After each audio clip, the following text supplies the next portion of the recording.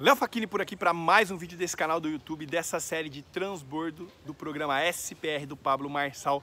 Estamos na mentoria 28, a chave é a número 20, autoralidade. Mas antes, confirma se você está inscrito nesse canal, se não já se inscreve, ative os sininhos para receber todas as notificações, já dá o seu curtir, é um botão que você aperta e mostra para o YouTube que você está comigo, que essa informação é relevante para a gente realmente atrair mais pessoas para entrar nessa frequência de virar as 40 chaves juntos.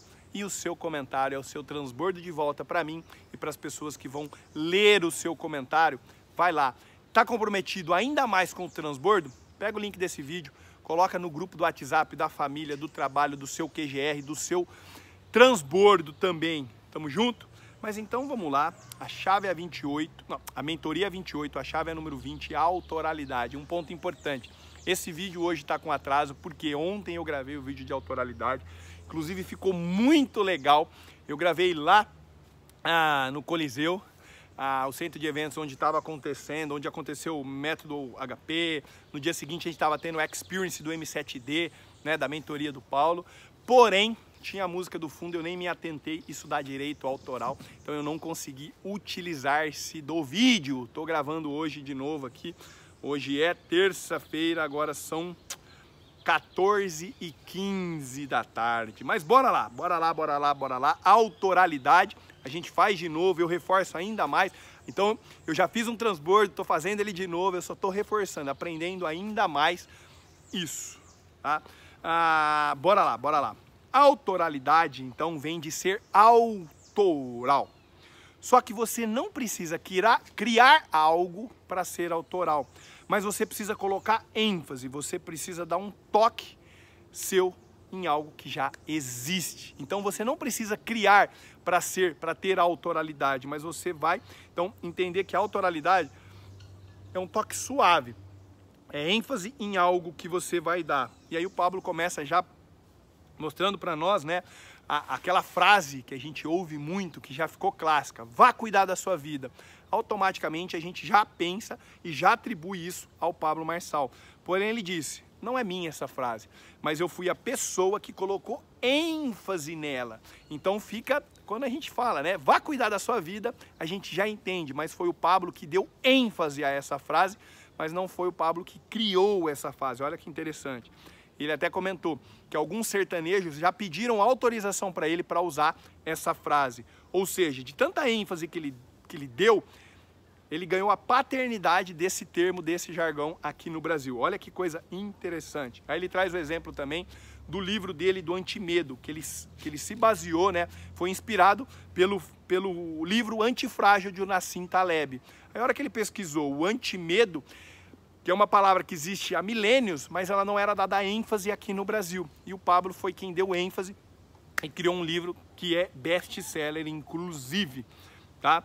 Então, é uma palavra que você dá ênfase, é um termo, é uma maneira de você dar ênfase. Ele trouxe lá, né, a reflexão. Então, se eu fizer assim, é o hang loose, os surfistas têm isso aqui, os roqueiros fazem assim, nos sinais de Libras, quer dizer eu te amo, se eu não estiver enganado, mas eu acredito que é isso mesmo, né, como ele colocou.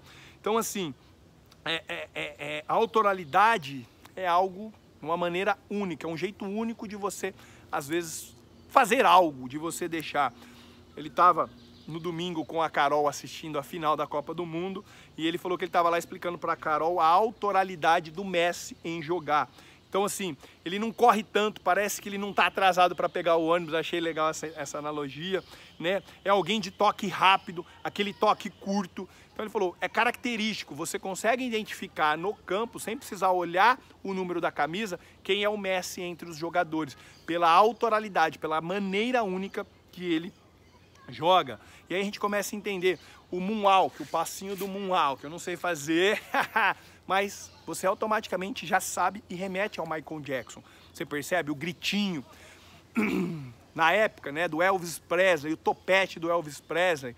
E ele provocou, né, é interessante como algumas músicas daquela época que a gente ouve hoje, parece que atribui tudo ao Elvis Presley. Por quê? Pela autoralidade, pela maneira, né, que a pessoa deu ênfase. Então, de novo, reforçando, não é sobre criação, mas é sobre ênfase de algo que você vai lá e dá a ênfase. Eu, por exemplo, falo muito de planejamento de vida transforma. Se você buscar a hashtag planejamento de vida transforma no Instagram, inclusive já aproveita para me seguir, Leonardo Facchini Oficial, você vai perceber que é uma hashtag que eu comecei a utilizar. Basicamente quem utiliza sou eu, meus clientes, alunos de curso. Então é algo que a gente dá, que eu dou muita ênfase. Planejamento de vida transforma, é uma delas, né? E aí por que a gente cria autoralidade? Qual que é a importância da autoralidade? É para você ser lembrado. Ninguém lembra de gente normal. Isso também me chamou a atenção. Ninguém lembra de gente normal. Você lembra das pessoas que são autorais. E ele faz de novo a analogia com o futebol, né?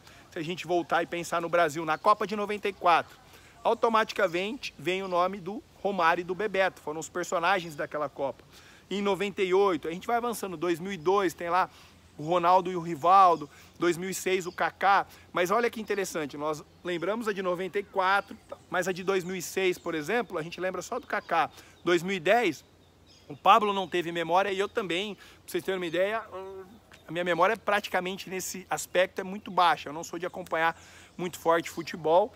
Aí 2014 a gente também não lembra, 2018 a gente tem uma lembrança já do Neymar e 2022 também fica essa lembrança do Neymar, dessa nova moçada. Mas você entende isso? Tá? Inclusive, se eu fazer agora falando de mim, essa foi a primeira Copa que eu me envolvi com mais intensidade, justamente por causa dos meus filhos, né? Por causa do Miguel principalmente. Mas enfim, né? Autorais, as pessoas que são autorais, elas não são inventores. Elas apenas colocam a sua essência, elas colocam o seu toque pessoal em algo que já existe. E aí ele traz de novo, né, alguns exemplos só para ele mostrar para nós como é que é isso, que ele fala do TTT, né? Tocar o terror na terra. De novo, é ele dando ênfase em algo, num jargão que a gente já automaticamente entende e remete ao Pablo. O pior ano da sua vida, né? A gente tá... Ele tem um outro curso que ele chama de Odeia a Pobreza. Então são nomes, tá? Para serem lembrados. O Saia do Caixão. Ele falou, ninguém tem coragem de fazer isso. E eu criei um baita de um movimento, um baita de um evento chamado Saia do Caixão.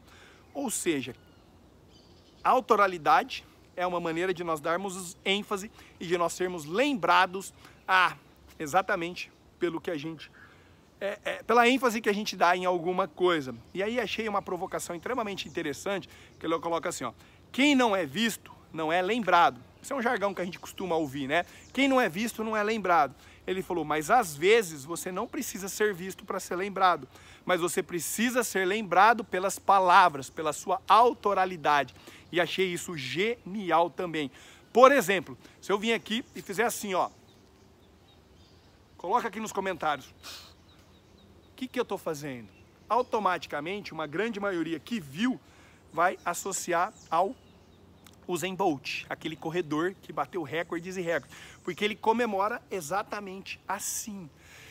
Se eu chegar e fazer comemorar fazendo assim, automaticamente, quem conhece vai associar ao Cristiano Ronaldo, ou comemorar dando um soco no ar, era a maneira como Pelé comemorava, você percebe? Ou seja, você começa, é o seu jeito único de fazer algo. A autoralidade é o jeito único de fazer algo, é a ênfase que você dá em algo que já existe, específico. Então percebe a importância da autoralidade? É uma maneira de você ser lembrado sem precisar ser visto. Isso eu achei extremamente legal também. Tá? E aí o Pablo provocou.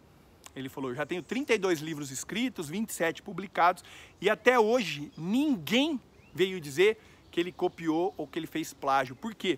Porque ele coloca uma autoralidade de maneira tão intensa que não tem como. Isso é interessante. Ele deu o exemplo do método HP no início, que ele tinha a apostila. Ele tinha o cuidado de todo o método HP de alterar os títulos, de realmente os títulos de cada capítulo, de cada tema. Por quê? Porque ele dizia que ele punha uma autoralidade que era uma maneira incrível, que só as pessoas que participavam do curso entendiam. Se você simplesmente pegasse a apostila, você ia ficar meio perdido, principalmente se você comparasse a apostila de métodos HPs. Ele era intencional nisso, de criar sua autoralidade, o seu jeito único para a pessoa que realmente vivenciasse aquele método HP. Então, olha que legal. E aí ele fala também de um contra-intuitividade. Você ser contra-intuitivo para gerar uma autoralidade. Então, ele falou, ele dificilmente responde o que a pessoa está esperando. Então, se a pessoa perguntar para ele, olha, se você tivesse a opção de ir no passado, de visitar seu passado ou visitar o seu futuro, o que você gostaria? E aí, né, ele falou, nenhum nem outro. O único local que eu realmente possibilito visitar o passado é no agora, que eu posso, no agora, ressignificar o meu passado. E no agora eu posso construir o meu futuro. Percebe? Alguém pergunta, você prefere 1 ou 2? Ele sempre vai devolver algo criativo, autoral, para realmente provocar e fazer a contra-intuitividade para a pessoa. Isso é uma maneira de ser autoral, né? Por quê? Eu preciso ser lembrado por algo, senão você será esquecido. E aqui eu achei extremamente interessante também. Você vai ser lembrado pelas pequenas coisas, mas você não lembra dos seus dias normais, que são feitos de várias pequenas coisas. Como assim, Léo? Olha que interessante, tá? Você vai ser lembrado pelas pequenas coisas, mas você não lembra dos dias normais. E aí, isso é uma reflexão minha aqui, que foi um ponto que eu fiquei refletindo, faz todo sentido. Eu tô com 40 anos. Vamos imaginar que eu pegasse os últimos 30, eu vou descartar até os 10 primeiros, porque aí é mais desafiador ainda a gente lembrar, tipo, como é que foi a nossa vida com 1, 2 anos. Dificilmente a gente consegue realmente lembrar com clareza, como é que foi o meu 1 ano, meu 2 anos, meu 3 anos. Às vezes a gente lembra um pouco por fotos, às vezes de viagens que os pais registravam, de festas de aniversário, mas enfim, vou pegar de 10 para cá. Se eu pegasse e refletisse em 30 anos da minha vida, são 360 meses. Se eu tivesse que agora falar assim, o que eu vivi nesses 360 meses, pontuar mês a mês algo incrível que aconteceu na minha vida, eu particularmente talvez teria uma grande dificuldade de lembrar com detalhes. Por quê? Porque a gente lembra de momentos em que não foram tão normais, momentos que envolveram emoções positivas, negativas. E isso eu achei interessante, por quê? Porque então pensa o seguinte, olha que coisa interessante. Se nem você lembra da sua vida, imagina os outros. E aí que entra a gente ser autoral, para a gente ser lembrado e para a gente ser marcante. Só que isso que é legal, você precisa criar, e ele falou, né, da memória compartilhada, de criar essa autoralidade, porque uma forma de você ser autoral é você mesmo lembrar dos fatos que acontecem no seu dia a dia. E isso me trouxe também uma reflexão extremamente importante. Tá? De uma maneira simples, foi isso que nós vimos, que eu consegui captar dessa aula de autoralidade. Foi uma aula mais curta, uma aula mais breve. E aí eu provoco você, o que você tem clareza de que você é autoral? Você tem criado frases, as pessoas te reconhecem por uma autoralidade. Nem eu já disse para vocês, planejamento de vida transforma, relacionado ao meu posicionamento profissional, é algo que eu venho construindo. Então eu falo também que às vezes você vai me ver no Instagram lá, postando algum momento com a família, algum momento de muita desfrute, eu coloco a hashtag que eu amo mais que investimentos, porque eu trabalho com investimentos. Eu falo que o dinheiro potencializa o melhor de Deus que está dentro do seu coração. Que o dinheiro precisa ser escravo do seu propósito, o dinheiro precisa ser escravo do seu desfrute. E o dinheiro não precisa ser escravo de você. Porque muitas das vezes as pessoas falam, né? O dinheiro precisa ser seu escravo. Não, porque nem você tem clareza e ativada a sua identidade e o seu propósito. E aí o seu dinheiro vai ser escravo do quê? Se você ainda não tem clareza. Então mude esse pensamento. O dinheiro precisa ser escravo do seu propósito, o dinheiro precisa ser escravo do seu desfrute. Olha como é que isso faz uma conotação extremamente diferente para você. Uma hashtag que eu tenho, Viva Melhor em Movimento. Inclusive essa, acho que vai estar embaixo aqui, o planejamento de vida transforma nessa camisa. Mas enfim, é isso que eu tinha aqui para dividir com vocês nessa aula de autoralidade. Só confere se você está inscrito, dá o seu curtir, o seu comentário. No mais, eu te vejo no próximo vídeo desse canal. Um beijo e valeu!